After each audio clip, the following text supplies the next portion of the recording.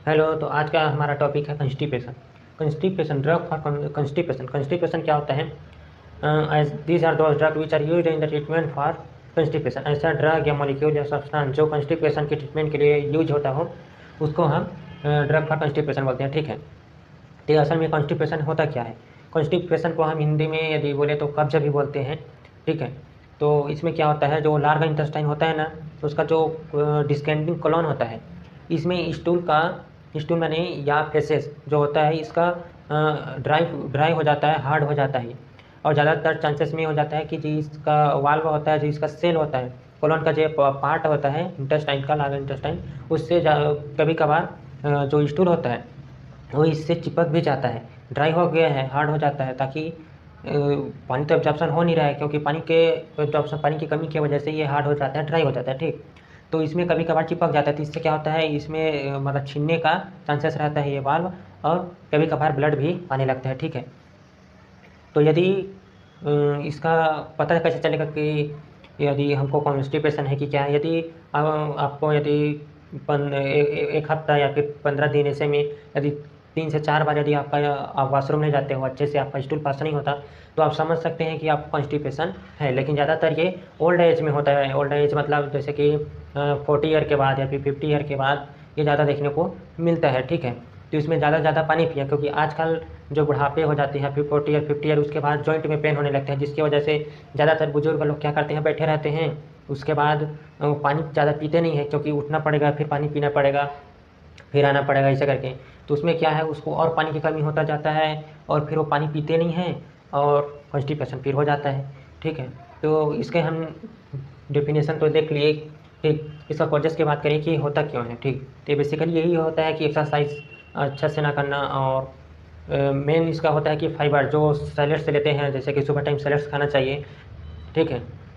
कम से कम दिन भर में 1 कटोरी सैलेड्स तो होना ही चाहिए, जैसे कि उसमें गाजर ले सकते हैं, और जो सूखा मतलब बिना सब्जी बना हुआ मार्केट से मतलब ताज़ा सब्जी अपना खा सकते हैं, कच्चा खाइए तो ज़्यादा अच्छा रहेगा। जैसे कि भिंडी, गोभी, मूली, गाजर, चुकंदर, ये सब अपने डाइट में ले सकते हैं। ठीक है। तो इसका सिम्टम्स की बात करें कि हमें कॉन्स्टिपेशन हो कैसे पता चलेगा। ठीक है। तो कॉन्स्टिपेशन में क्या होगा, पेट फूलने लगेगा। ठीक है। पेट फूल जाएगा और पेन करेगा, इरिटेट करेगा, और आपको भूख नहीं लगेगा, क्योंकि आपका स्टूल पास हो ही नहीं रहा है, तब आपका भूख कहाँ से लगेगा? जब तक ये आगे नहीं बढ़ेगा, स्टूल पास होगा नहीं, तब तक आपको भूख कैसे लगेगा, है ना? तो ये आपका कुछ सिम्टम्स हैं। ठीक। इसका ट्रीटमेंट की बात करें कि इसे हम दो तरीक़े से, अभी फार्माकोलॉजिकल दो तरीक़े से हम इसको ट्रीटमेंट कर सकते हैं। ठीक। तो फर्स्ट हमारा आता है लैक्सेटिव।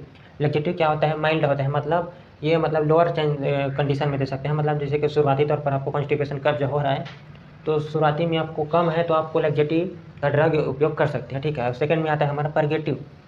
परगेटिव में सीवियर कंडीशन में देते हैं इसको, मतलब ज़्यादा यदि आपको कॉन्स्टिपेशन है, मान लीजिए 2-3 दिन से आप स्टूल पास किए हो नहीं हो, तो उसके चांसेस में ये परगेटिव यूज करते हैं। ठीक है।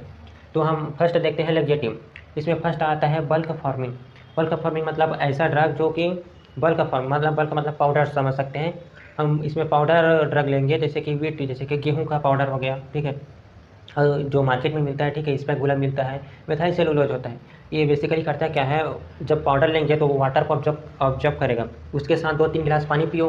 2-3 गिलास पानी पीने के बाद वो आपका इंटेस्टाइन में जाएगा। इंटेस्टाइन में जाने के बाद जो आपका स्टूल है वो ड्राई हो गया है, सूख गया है, ठीक है, हार्ड हो गया है, उसको अपने जो अ, हम जो इस पाउडर के लिए हैं उसमें जो पानी ऑब्जॉर्ब हुआ है वो इसमें ट्रांसफ़र करेगा। ठीक है। हाई कंसंट्रेशन से लोअर कंसंट्रेशन, ठीक, इसमें आएगा पानी, फिर ये सॉफ्ट हो जाएगा, मुलायम हो जाएगा। उसके बाद जो इसका पेरिस्टाइटल मूवमेंट है, ठीक, डिस्केंडिंग कॉलन का ये मूवमेंट करेगा। जब तक ये मूवमेंट नहीं करेगा तब तक स्टूल आगे पुश नहीं होगा, आगे जाएगा नहीं। ठीक है।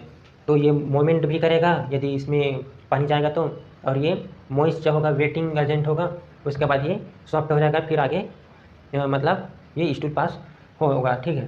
तो ये बल्क फॉर्मिंग हो गया कि ये पानी को ऑब्जॉर्ब करके इसमें स्टूल में छोड़ता है। ठीक, फर्स्ट हो गया। सेकंड हो गया ऑस्मोटिक लैक्सेटिव।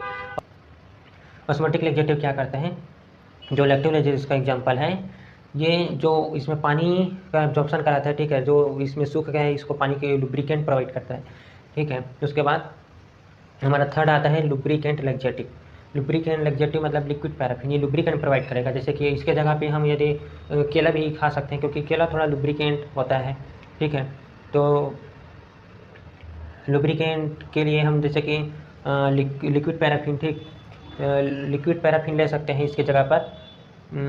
ये क्या करता है, मतलब इसको बिछलाने का काम करेगा, इसमें चिकनाहट ना आनेगा, ये जो वाल्व है इसमें चिकनाहट ना आनेगा इस तरफ, ताकि ये आगे पुश हो सके, ठीक है। इसका ये लुब्रिकेंट मतलब चिकनाहट करेगा, फिसलने का काम करता है ये स्टूल में, ठीक है। ये लुब्रिकेंट हो गया। फोर्थ हमारा हो गया सर्फेक्टेंट लग्जेक्टिव। सर्फेक्टेंट लग्जेक्टिव में क्या होता है, डेपोसिट होता है, एक पानी के अब्जॉर्प्शन को ब्लड में जाने से रोकता है, ठीक है। और इसमें वाटर का रिटेंशन होता है, ठीक। अब यहाँ पर हम देखते हैं परगेटिव। परगेटिव जिसमें सीवियर कंडीशन में लेते हैं इसको हम। इसमें हमारा फर्स्ट देखते हैं ऑस्मोटिक परगेटिव, ठीक। इसमें भी ऑस्मोटिक लग्जेक्टिव देखा था, इसमें हम ऑस्मोटिक परगेटिव देखेंगे, ठीक है। इसमें क्या करते हैं, जो मैग्नीशियम और सोडियम साल्ट है, ये क्या करेगा, जो मैग्नीशियम और सोडियम साल्ट है ये मतलब यहाँ पर कुछ ऐसे होता है, मतलब यहाँ पर जो वाटर है, ठीक, यहाँ पर जो स्टूल में कॉलोन में जो वाटर है वो क्या होता है, ब्लड में वाटर का एब्जॉर्प्शन इंक्रीज होता है, उसको क्या करते हैं ये, मतलब ये थोड़ा मतलब यहाँ जो ब्लड में गया है वो वाटर ना, इसको ब्लड से हमारे बॉडी से ये कॉलोन में ट्रांसफ़र करता है वाटर को, ठीक है। रीअब्जॉर्प्शन कराता है यहाँ वाटर को, ताकि यहाँ वाटर प्रोवाइड हो सके और ये इसका जो कॉलोन का मोमेंट है वो बढ़ सके और जो स्टूल है वो सॉफ्ट हो सके, गीला हो सके, ताकि वेटिंग हो सके, ताकि ये आगे पुश हो पाए और जो फेसेस है स्टूल है उसका पास हो सके, ठीक है। तो ऐसा काम करता है सोडियम साल्ट और मैग्नीशियम, जो हमारे बॉडी में कमी हो गई उसको पूरा भी करता है, ठीक। और सेकेंड आता है हमारा इरिटेंट परगेटिव, ठीक है। इरिटेंट परगेटिव क्या करता है, ये इरिटेंट परगेटिव में जैसे कि उसको स्टिमुलेट कराने का काम करेगा। ये जो कॉलोन है, ये जो लार्ज इंटेस्टाइन है, इसको मोमेंट कराने का काम करेगा। मोमेंट कैसा मोमेंट, जैसे कि इरिटेट कराएगा, मतलब एक तरह से इसको एक्साइटेटरी टाइप का करेगा। एक्साइटेड टाइप का मतलब इसमें मोमेंट फास्ट होगा, ताकि ये पुश हो सके आगे की तरफ और स्टूल पास आउट हो सके, ठीक है। तो ये इरिटेंट स्टिमुलेट इस तरह से काम करते हैं। एंथ्राक्विनोन के अंदर आता है सेना एलोए मतलब एलोवेरा, ठीक। और सेना का लीफ ले सकते हैं, ठीक है। इसमें क्या करता है ये, मतलब एक्साइटेटरी टाइप का ये काम करता है और इसको इरिटेट करता है, ताकि ये मोमेंट हो सके कॉलोन जो है, जो लार्ज इंटेस्टाइन है वो, ठीक है। उसके बाद इसके अंदर है, इरिटेंट के अंदर है ऑर्गेनिक, जो फिनोप्थिलीन है, इसका भी यूज कर सकते हैं, ठीक है। और थर्ड है फिक्स्ड ऑयल के अंदर है कैस्टर ऑयल जो कि मार्केट में मिलता है, ठीक है। कैस्टर ऑयल को क्या करते हैं, उसे रात में दूध के साथ भी ले सकते हैं और ऐसी नॉर्मली वाटर के भी साथ भी ले सकते हैं, लेकिन ज़्यादा अच्छा रहेगा कि दूध के साथ, मिल्क के साथ ले कैस्टर ऑयल को, ठीक है। इसमें क्या होता है, रात को लेते हैं इसको ज़्यादातर, ठीक है।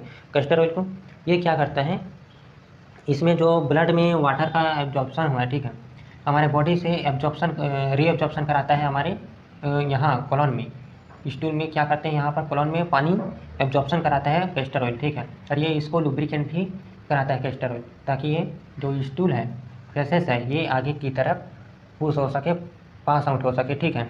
उसके बाद ये बाहर पास आउट हो जाएगा, ठीक। तो यहाँ तक आपको आई होप समझ आया होगा। Thank you.